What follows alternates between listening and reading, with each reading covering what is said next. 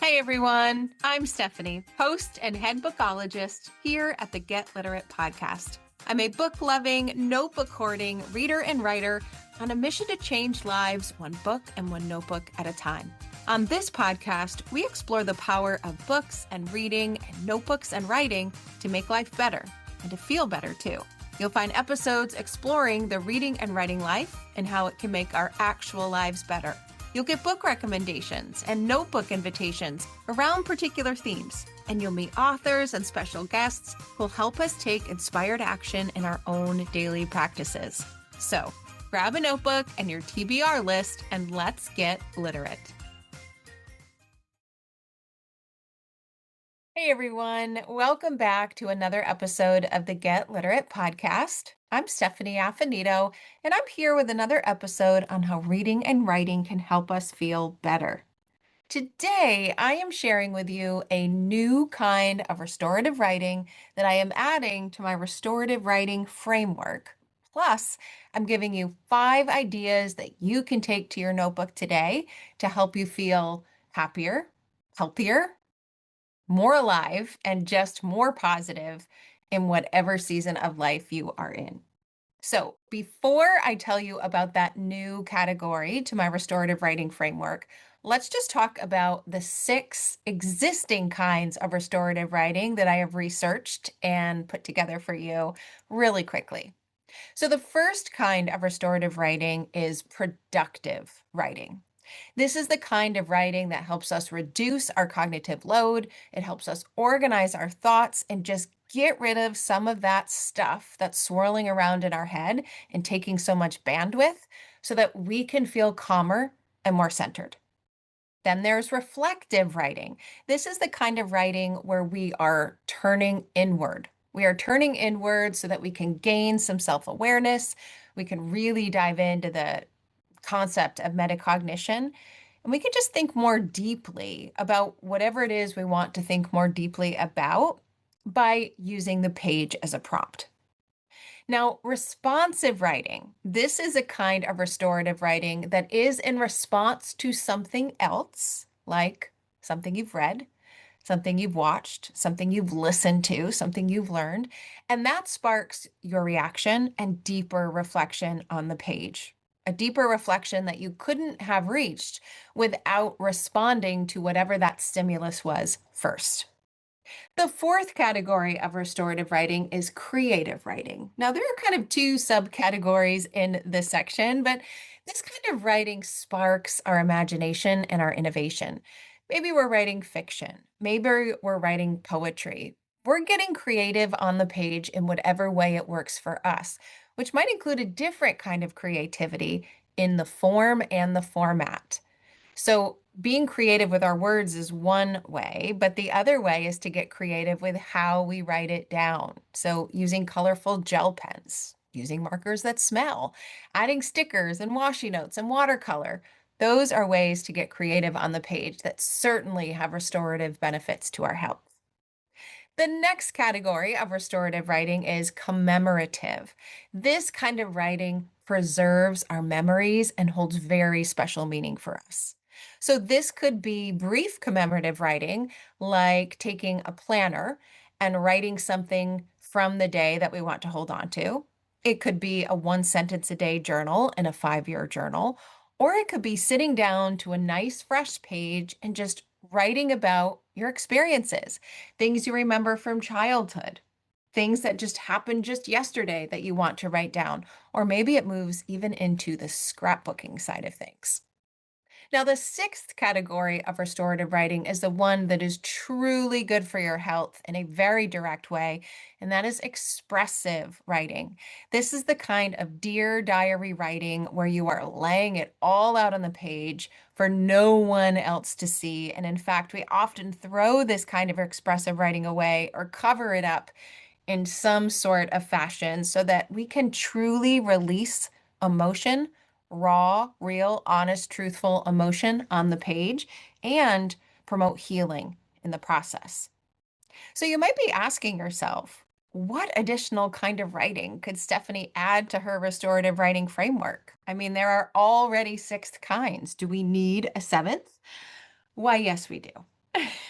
So, the seventh kind of restorative writing that I realized needs its own category is affirmative writing. Affirmative writing. Now, I've come to this conclusion based on the research that I've done around writing and the health effects, particularly around certain kinds of writing. But I've also just lived it in my own practice. And I realized that this kind of writing on the page really does need its own separate category and its own special attention, especially when things are hard. Affirmative writing is the kind of writing that literally helps affirm where you are and where you're going. It helps you affirm where you are and where you are going, and it uplifts your spirit in the process.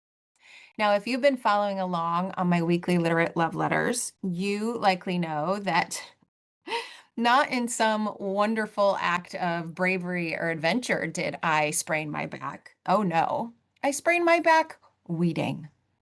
And that sprain has taken me out. I'm not walking as much. I'm not doing any strength training. I can only do about 10 minutes of the most basic yoga, and I am back in physical therapy. And I'm quite miserable about that. I'm frustrated about that. I am feeling down about that. And whenever I feel those ways, I always head to my notebook. And of course, I've been doing a lot of expressive writing. But I realized I needed a different kind of writing to feel better. I needed a trick, a tip, a hack, something to help me change my mindset to be more positive about the place that I have landed in, literally, and a place where research shows this kind of writing is good for you. So, affirmative writing, it's affirming where you are, where you're going, and it's helping to uplift your mindset so that you can feel better. There are 5 ways that I have been experimenting with affirmative writing in my own notebook that I would love to share with you in hopes that it helps you too. So, the first kind of affirmative writing is, you may have guessed this, you may have seen this coming, affirmations. Yes, that is where I got the name, the inspiration for the name of this category.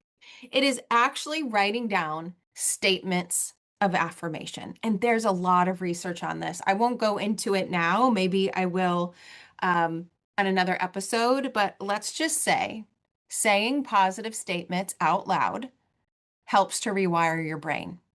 Writing positive statements on the page helps to deepen the grooves and it helps to wire your brain even more.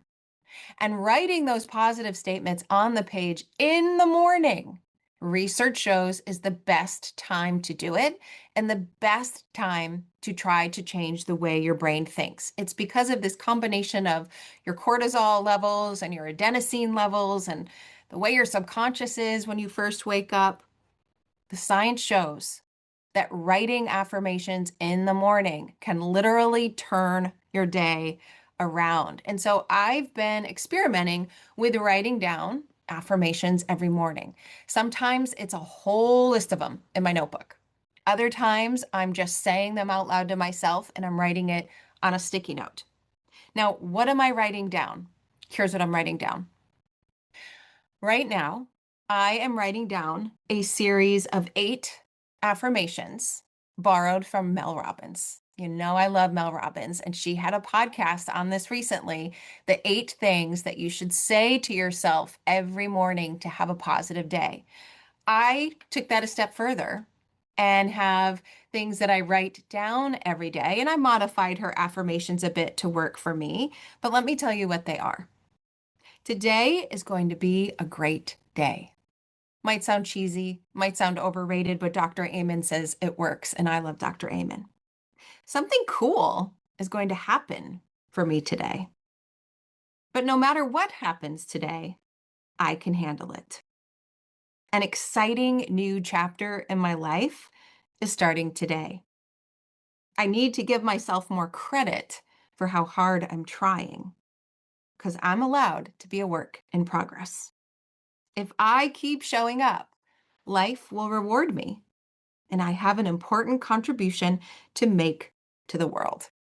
Those are Mel Robbins statements that she put together with a little bit of twisting and reordering for my own personal affirmation practice. But the idea is that you just have a phrase or a sentence or two that makes you feel good, that reminds you that today is another opportunity, that today you could choose positivity. And certain affirmations will work better for others than some others. But I also have some specific affirmations. I love Louise Hay and I love the book, How to Heal Your Life. And so I have two affirmations that I've been writing down every day that Louise says are tied to back pain and tied to headache pain. Two things that I've got daily because I decided to go weed my back patio.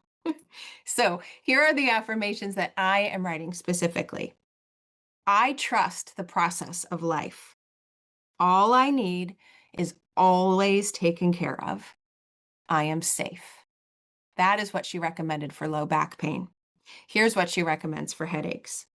I love and approve of myself. I see myself and what I do with eyes of love. So, those are two affirmations that I have been exploring based on what I'm going through. But if you want an affirmation for what you're going through, just send me a quick email. Find me on social media at AffinidoLit in the direct messages and tell me what you need. And I'll head to my book and I'll give you a personalized affirmation.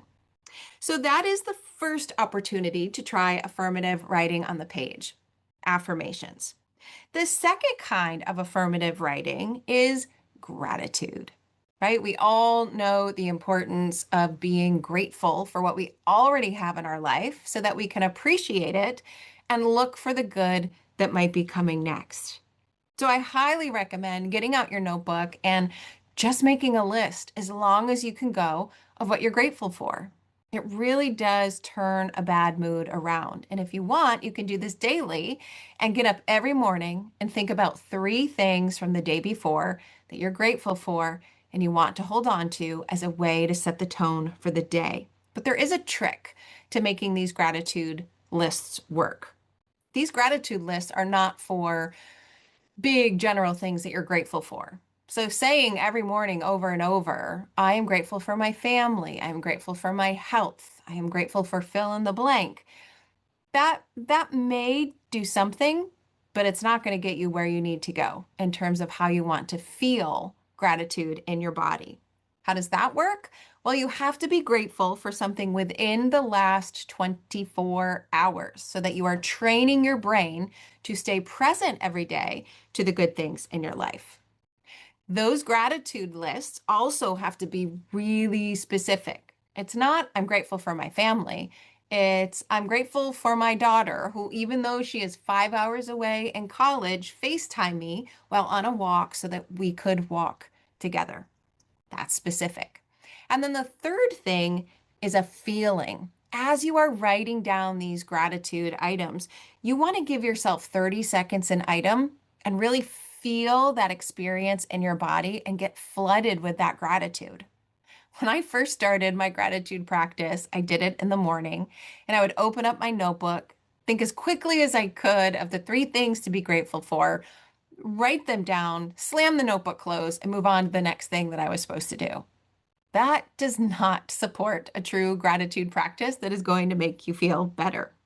So start with three things. Start with a list, but make sure it's timely within the last 24 hours, it's specific, and you let yourself marinate in that feeling of gratitude. Now, the third kind of writing that you could take to your page is manifestation writing. I've written a bit, or actually, I've spoken a bit on this topic about how to write your way to a higher vibration. And I'll link to that episode in the show notes. But for today, I want to offer you this one invitation, and that's to write as if something has already come true in your life that you want in the future. So write as if you are already in that new job. Write as if you changed your diet and you are feeling so much healthier in a month. Write as if you finally have self-love and self-confidence. Whatever it is, write as if it has already happened. There's some science behind training your brain in this way. Your subconscious does not know what is true and what is fake. So if you are continually training it with what you want and imagining it as you write it on the page, you're literally paving the way in your subconscious to bring that to life.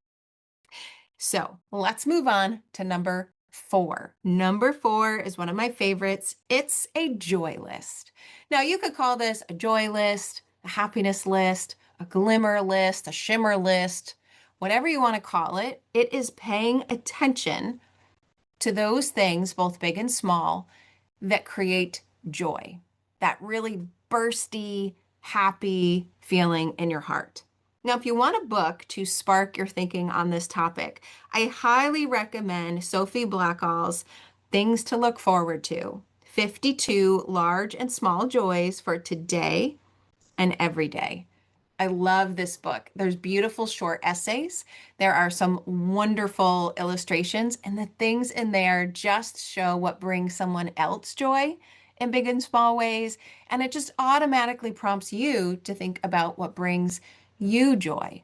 So as you sit for your notebook, you could think about all of the things that have brought you joy in the past and all of the things you think might bring you joy in the future.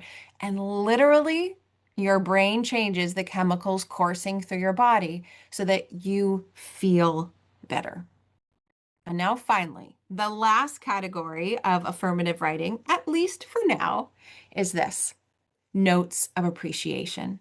Taking the time to thank someone, taking the time to tell someone how much they mean to you, taking the time to tell someone how much you appreciate that you might not always say. And that includes yourself, by the way. So these could be self-love notes of appreciation, or they could be good old-fashioned notes of appreciation.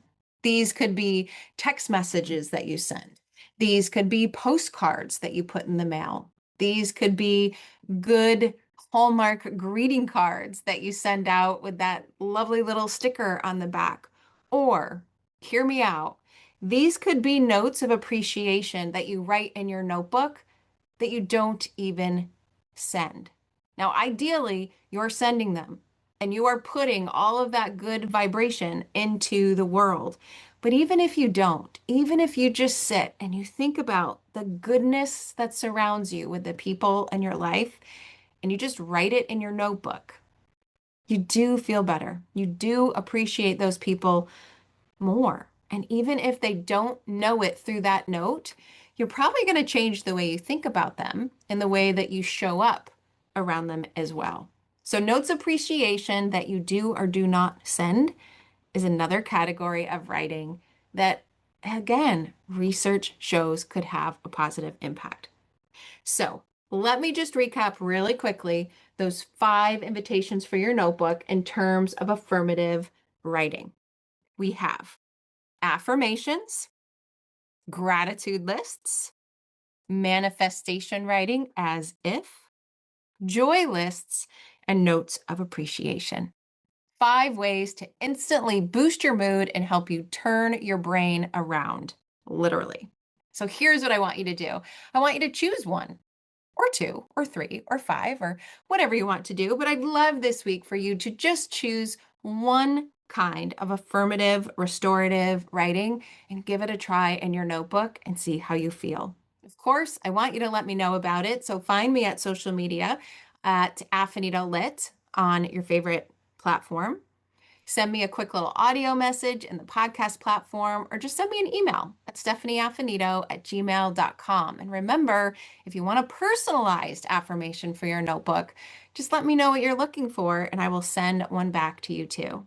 Now, one last thing, if you want to join a community of readers and writers who are using reading and writing to make their lives better and to feel better in the process, you need to come over to my Get Literate Substack community where we are doing just that. And yes, you can bet that in the coming weeks, we will talk more about this new kind of restorative writing, affirmative writing. Thanks so much for listening to this episode, everyone. I wish you a wonderful week full of reading and writing and lots of affirmative writing to help you feel better. Thanks for listening to today's episode of the Get Literate podcast. You'll find links to all of the books, resources, and ideas mentioned on the episode in the show notes and at alitlife.com. And if you want more, you might like to join my Substack community.